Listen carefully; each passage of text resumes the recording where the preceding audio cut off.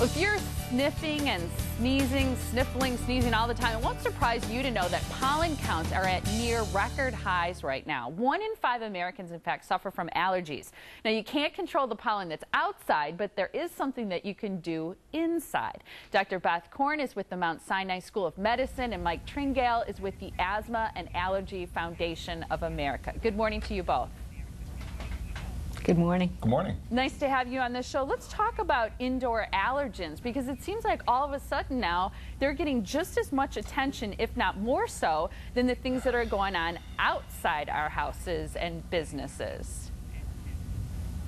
Well, that's actually a good thing, because the indoor allergens are quite prevalent and they're all over the country. So when you think about it, you have cockroaches, you have cat and dog dander in the house, feather is a source of allergen, mold, and dust mites, which live in everyone's pillows and mattresses. They emit dust. Also, during the pollen season, when you leave your windows open, the pollen from the outside is blown inside, so that also becomes somewhat of an indoor allergen. What about dust mites? Is there anything we can be doing about them? Absolutely. Since we know that dust mites come from mattresses and live in the mattress and pillow and emit dust, we recommend that you get these very tightly woven barrier covers that go over the mattress and pillow, and that limits the amount of dust that gets out. Also, there is dust just in the environment, so we recommend that you get filters, HEPA filters, HEPA vacuum cleaners, which reduce the airborne allergens. One of the things that I was reading was how much money we spend every year. $10 billion Americans spend every year on non-medical things like vacuum cleaners and air cleaners, bedding, toys, and flooring. And I just wonder about the impact some of these things are having on our allergies, and how where we live can impact them as well.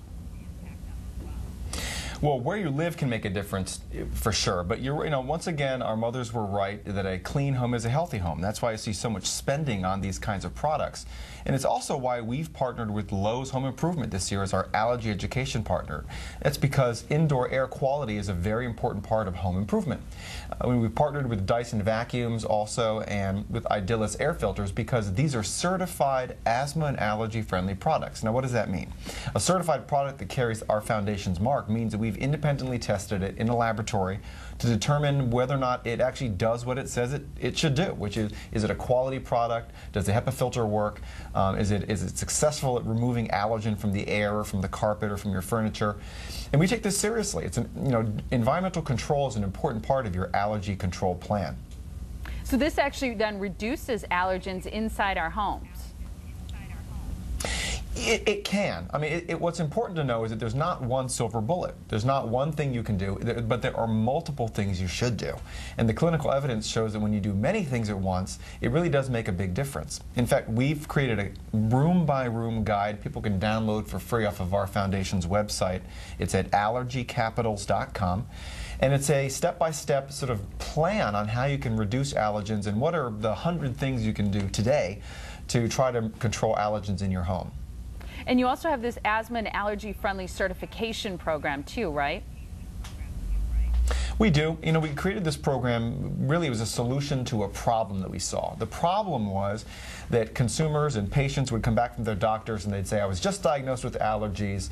They told me to get a mattress cover and a good vacuum, but I don't know where to begin. And the truth is, there's a lot of marketing out there for hypoallergenic or anti-allergen, and it's very hard to know which claims are valid.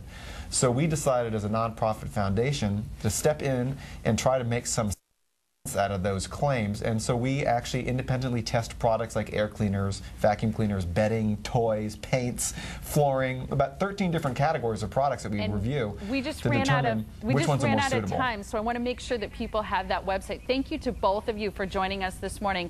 Again, that information about those products and the program can be found at allergycapitals.com. Tiffany?